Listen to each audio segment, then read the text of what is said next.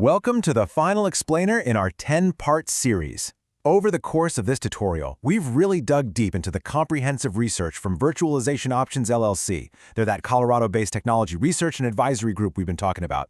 Today, we are focusing entirely on Chapter 10. We're going to translate all that complex architecture surrounding the IPv4 to IPv6 transition into a concrete, prioritized action plan. And this is tailored specifically for you, the infrastructure and security architects.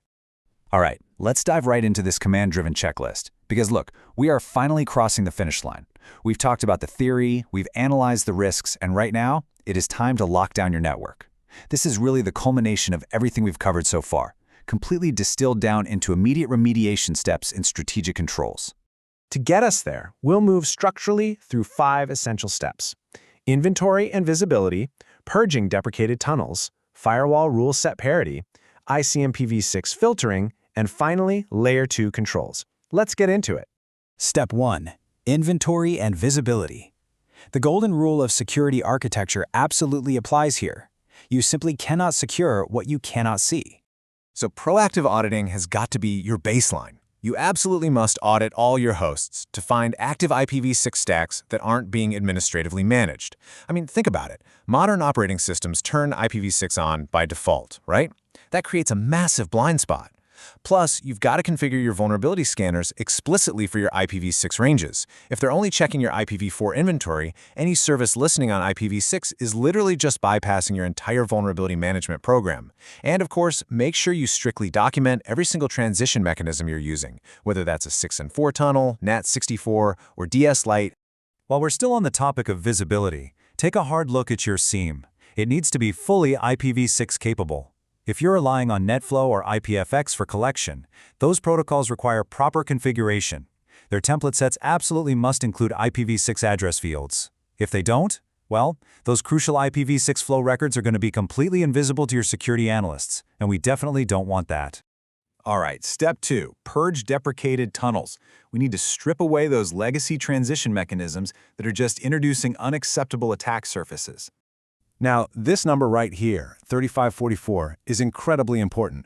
You need to immediately block inbound and outbound traffic on UDP port 3544 at all your perimeters.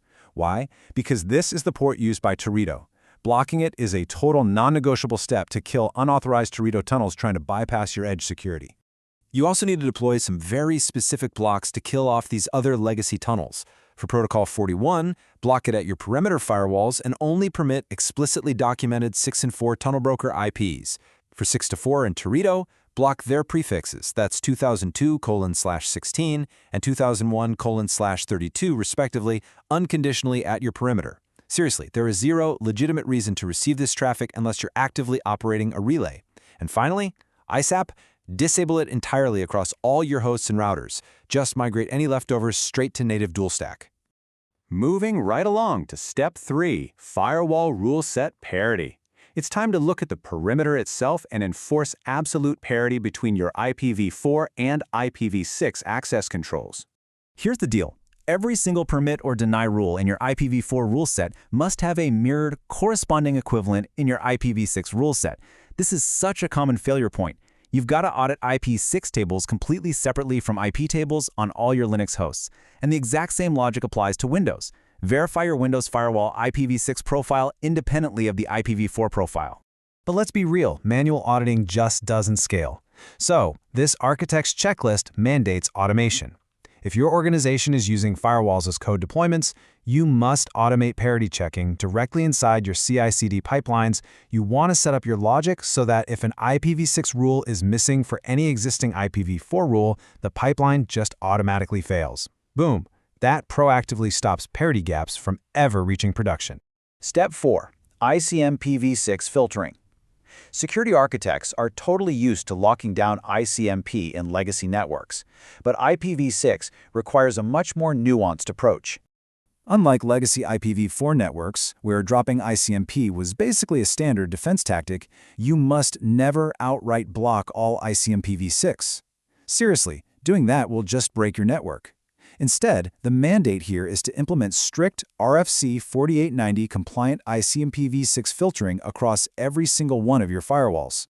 So, what does RFC 4890 compliance actually look like in practice? Well, it means sorting the vital stuff from the dangerous stuff. For example, you must unconditionally permit Type 2 packet to big messages at every firewall tier. If you block these, you're going to create silent path MTU discovery black holes. And trust me, those will completely haunt your ops teams. On the flip side, you must unconditionally block routing header type 0. It's fully deprecated and poses a massive amplification risk. And while you're at it, just entirely drop any packets that are trying to hide behind excessive or unrecognized extension header chains. And that brings us to step 5, layer 2 controls. We're dropping down from the perimeter and the network layer straight down to the local link.